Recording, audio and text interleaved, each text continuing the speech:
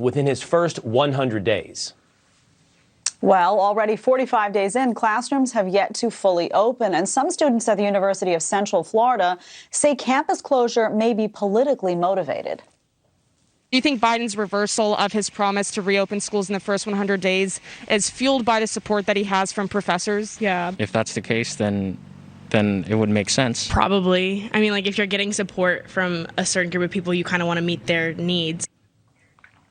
Here to discuss is campus reform correspondent and University of Florida student OPHELIE JACOBSON. OPHELIE, thanks so much for being here. So when you asked that question, do you feel like this is politically motivated? What are you hearing most from students?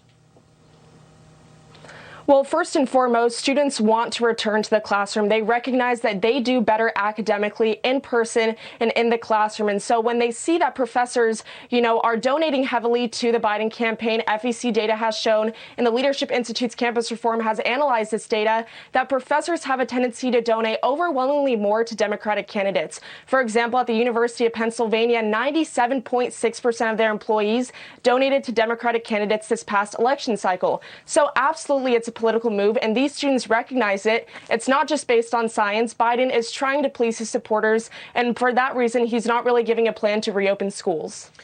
OPHELIE, we talk so much about elementary, middle, and high school students and the teachers' unions who are keeping them out of their classroom. We don't focus a lot on college students. I know you do, and you've been, for example, at UCF talking to students. So if professors don't want to get back in the classroom, what's the cost on the other side for students? That's something you asked students, and let's hear what they said.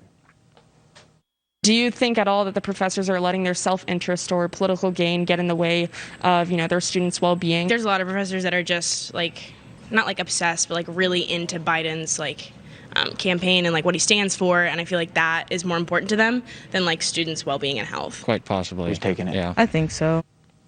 Jed? OPHELIE, let me ask you this question after listening to that. Why do professors, very simply, why do they not want to get back in the classroom?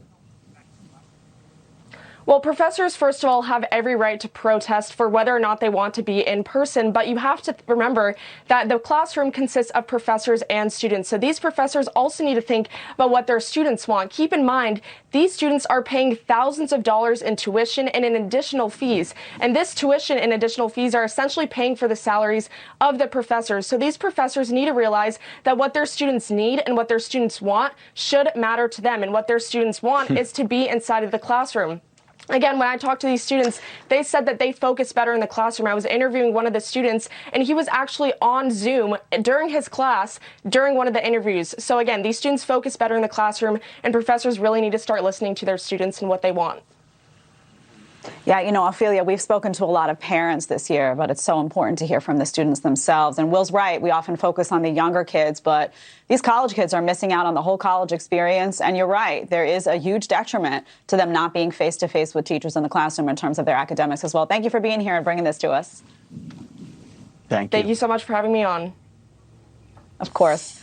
California clears the way for stadiums and theme parks like Disneyland.